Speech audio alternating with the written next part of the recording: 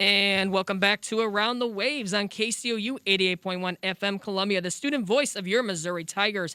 I am Luca Vitale, alongside me, Ben Schmidt and Ryan Waelterman. Let's get into some NFL playoff ball. After a super wild card weekend that wasn't really so super, the divisional round of the playoffs will be kicking off this weekend tomorrow. And based on the matchups, it could be a pretty wild weekend. Ben, I want to come to you first in terms of the AFC. Who is the scariest team right now in the AFC? So this isn't going to make a lot of our Columbia audience and Kansas City fans happy, but I'm going with the Buffalo Bills. How often have you been able to say that a team played a perfect game? Not very much. Buffalo Bills last weekend won 47-7 and scored 7 straight touchdowns. Scored on every drive, not including the kneel-out drives at the end of the half. So that was what was so impressive. Against a Bill Belichick-led defense, conditions weren't horrible, but they weren't great for playing football either. Everyone all weekend was talking about how cold it was going to be in Buffalo, and it was, and yet the Bills still found a way to attack through the air and on the ground. So that was really impressive for me. And another thing, after that first game that the Bills and Patriots played in Buffalo, the Monday night game with the wind where Mac Jones threw 3 passes and the Bills got the ball ran down their throats, the Bills have figured out how to run the football, and that's what makes them so scary. Singletary averaged over 5 a carry last week for 81 yards. Throw in the 6 for 66 that you get from Josh Allen. And this is a team that I used to think wasn't built to play in these Buffalo weather conditions because they couldn't run the ball or stop the run. They have found a way to figure that out, and that's thanks to coaches like Brian Daboll redefining his offensive game plan, because now they can run the ball, and they've not always been able to pass the ball. So that gives me a lot of hope for them to win in these cold weather games that they could potentially play in Kansas City this weekend, and then maybe somewhere like Tennessee potentially the weekend after that. And then another thing I want to talk about with Buffalo, their safety duo with Jordan Poyer and Micah Hyde on the back end can limit big plays from Tyreek Hill and Travis Kelce this weekend, and then potentially from receivers like A.J. Brown or Jamar Chase, whoever they could potentially face in the AFC Championship game.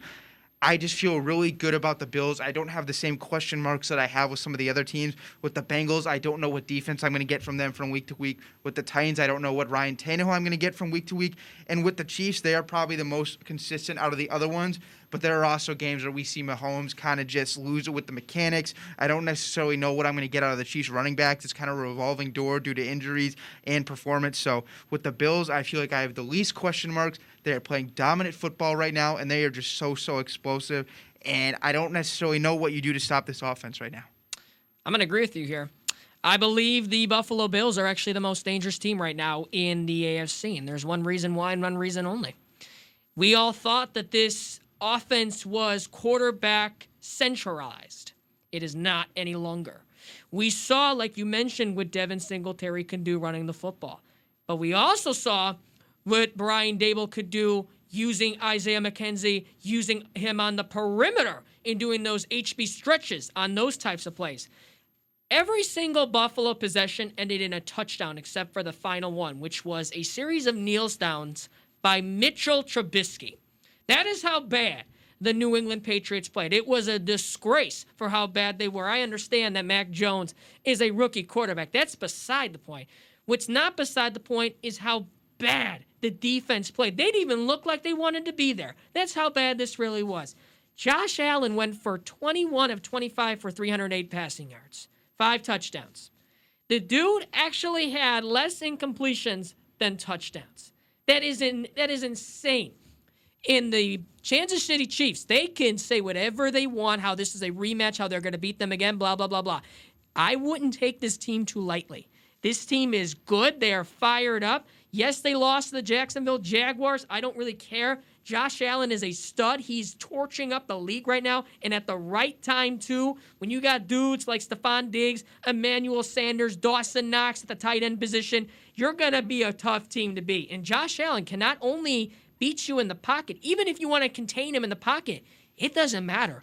This dude has a missile of an arm, and this dude as well can run with the football. He can move the chains. He's mobile. This dude can do a lot. There is a reason why he got paid last offseason. So, yes, the Buffalo Bills are the team to beat in the AFC right now. And Ryan, go ahead. Just real quick, I just want to say one more thing about the Bills that I didn't mention the first time.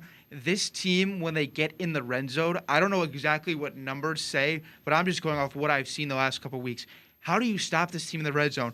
Josh Allen can run around, either run the football or extend the play. Mm-hmm. Dawson Knox has become an elite red zone option. You saw the touchdowns he put up this year, 2 last week. Stephon Diggs, if you are guarding him one-on-one, he's a good enough route runner to where he will cook you. He has ran the slants, the ins and outs to perfection in the red zone. And then they have the other speedy guys that you see use Singletary out of the backfield. They use McKenzie on end arounds.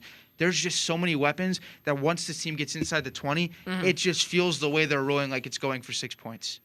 Okay, going to the NFC. Ryan, who's the most scariest team in the NFC? Yeah, well, Luca, I'm not going to go with the man, the MVP, the GOAT, Tom Brady. I'm not going to go with him. I know that he's undefeated with the Buccaneers in the playoffs, but I'm going to go with Aaron Rodgers and the Green Bay Packers. I think that they're the hottest team. They're the first NFL team to win 13 games in the last 3 seasons. They've just been really, really good this whole entire regular season. Obviously not talking about playoff history because we know that they are a team that can potentially choke in the playoffs, and we have seen it in countless of years. They're a very good regular season team, and one thing that I want to mention, they're getting Jair Alexander back, Zadarius Smith, Randall Cobb is going to be coming back, and I just think that you add these guys to a team that's already very hot, it's going to be really tough for a 49ers team or a Rams team or a Buccaneers team to really just come into an undefeated Green Bay Packers 8-0 at home team and just be able to knock them off. It has been done, though. We have seen it in the past, but I think the Packers are just too good right now. Aaron Rodgers, very, very good player. He's another MVP candidate this year. I think he's just going to go out there. He's going to show why this is the one year that the Packers have to win the Super Bowl. He has all of the weapons that he could possibly want, and if they don't do it this year, then, I mean, Rodgers has just got to be kicking himself because they have the team to go out there. They have a team that can easily win the Super Bowl this year. The only thing that worries me as a Packers fan is the run defense, and the 49ers have a really, really good run game, and that's the one break in the action there for the Packers that they really just have a problem with, and that is because they allow so many yards per game, and it's just outrageous. So they need to work on that. Getting Zadarius Smith back is a huge, huge option to that, and obviously getting David Bakhtiari back would be huge as well. And I just think tomorrow night's going to be very exciting at Lambeau. One thing I do want to say before I give the mic to you is Jimmy G, Superman Jimmy G, has never played in a game with under 40-degree weather, and at kickoff it's supposed to be almost, I think, 13 degrees in Lambeau Field tomorrow night. Okay, you can say that, but you're wrong.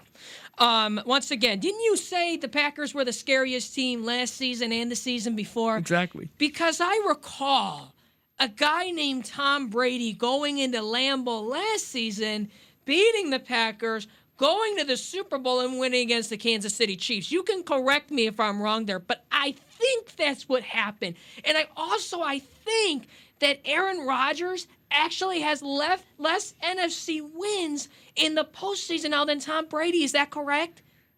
It is correct. Okay, thank you. I didn't realize that Aaron Rodgers has been in the NFC for 14 seasons and only has 10 NFC career postseason wins, while Tom Brady has 11 and it's only second season in the NFC. I didn't realize that could possibly be true, but it is true. The Tampa Bay Buccaneers are the team to beat yet again. Are you trying to tell me a team with the greatest of all time is not the team to beat? Because this dude is the guy to beat. You are not going to go into Raymond Stadium and beat them, but we'll see what happens with the Rams because the Rams are a good team. I'm not going to say that the Rams are a bad team because we saw what they did to the Cardinals, and they made Kyler Murray look like garbage. But that's for next week maybe. But we understand that Tampa Bay, they're going to get Shaquille Barrett back. They're going to get Jason Pierre-Paul back. They're going to get Leonard Fournette back. So they already have a running game because you saw what they did with Bernard and Vaughn. You saw what Tom Brady could do in the pocket. You see Mike Evans. You see Rob Gronkowski. You see Scotty Miller. You see all these guys, and you see their offensive line. When I use all that together, this team is yet the team to beat again because Aaron Rodgers somehow, some way, will find a way to not get to the Super Bowl again. It is year after year after year we talk about how Aaron Rodgers cannot get there. And for some weird reason, it's always something. But the 49ers are not exactly the best matchup for the Packers, and it's because what you said, the run defense.